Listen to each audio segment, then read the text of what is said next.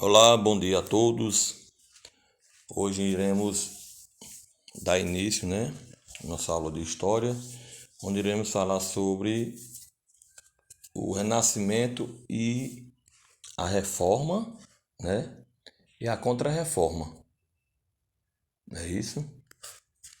Então, nessa aula de hoje nós temos o objetivo de compreender o significado humanismo e seu impacto na construção do Renascimento.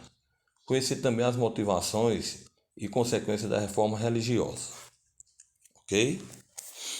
Então, vamos lá. Vamos dar início logo aqui, falando sobre o Renascimento.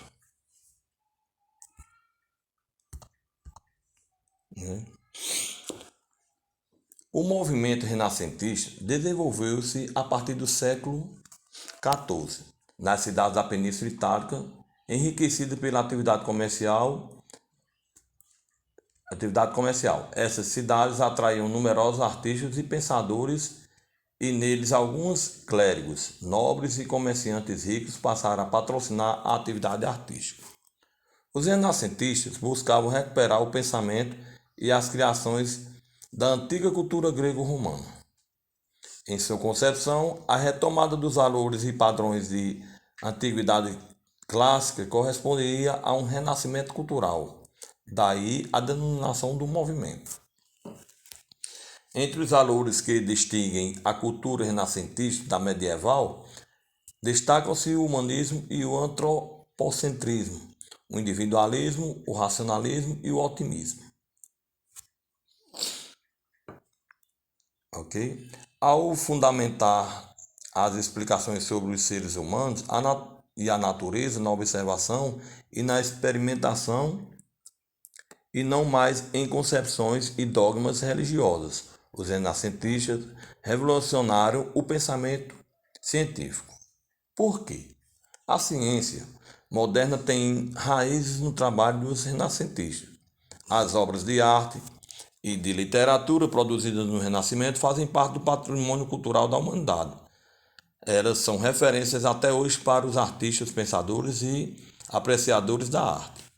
As mudanças nas artes plásticas, na literatura e na ciência, com novas concepções estéticas e novas investidas no conhecimento, tiveram por eixo o humanismo, a valorização do humano e da natureza em oposição ao divino e ao sobrenatural.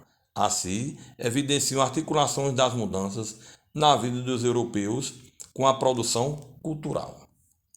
Então, o Renascimento foi isso, Vamos falar agora um pouco da reforma e contra-reforma religiosa. O movimento religioso iniciado dos adeptos do catolicismo entre o final do século XV e o início do século XVI é caracterizado como reformista porque visava mudar os costumes da igreja e o comportamento do clero para recuperar a credibilidade da instituição.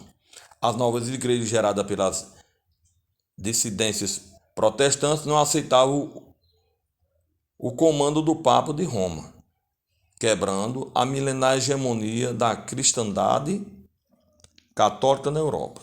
Entre os fatores que contribuíram para o crescimento do movimento protestante estão o descontentamento dos reis e nobres com a concentração de terras e cobranças de altos impostos pela igreja, a corrupção moral do clero, que incluía a venda de indulgências, O que é venda de indulgências, gente? Quem sabe falar sobre a venda de indulgências,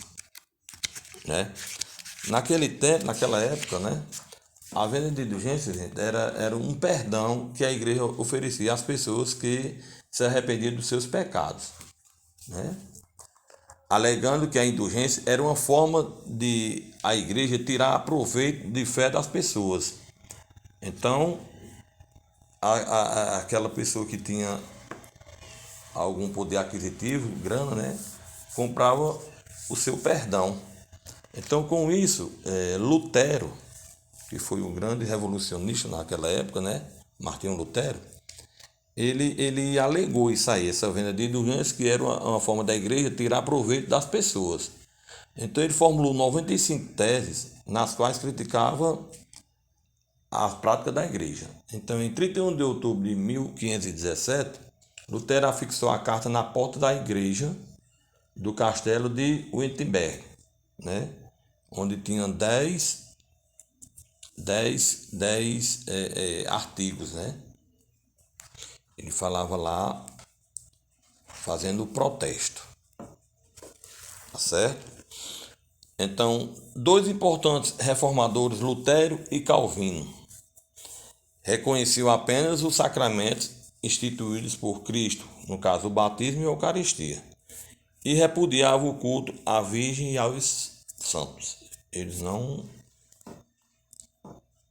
acreditavam, né? Para deter o avanço protestante, a Igreja Católica desencadeou um movimento conhecido como Contra-Reforma, que teve entre suas principais medidas a reforma da própria Igreja, o reconhecimento da Companhia de Jesus e a realização do Concílio de Trento, o fortalecimento do Santo Ofício da Inquisição e a publicação do Índice dos Livros Proibidos. Então, o que é o Concílio de Trento, né? É uma das ações da Igreja Católica contra a reforma protestante, né? Então,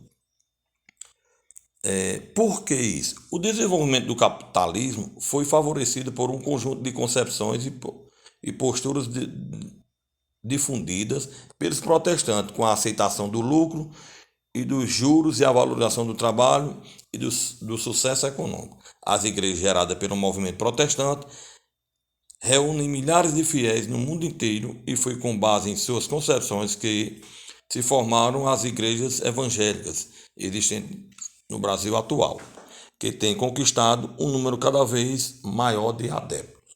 Então, foi isso aí. A reforma, a contra-reforma, né? E o renascimento. Nós abordamos esses 3 temas, tá ok? Então, a todos aí, bons estudos e até a próxima aula.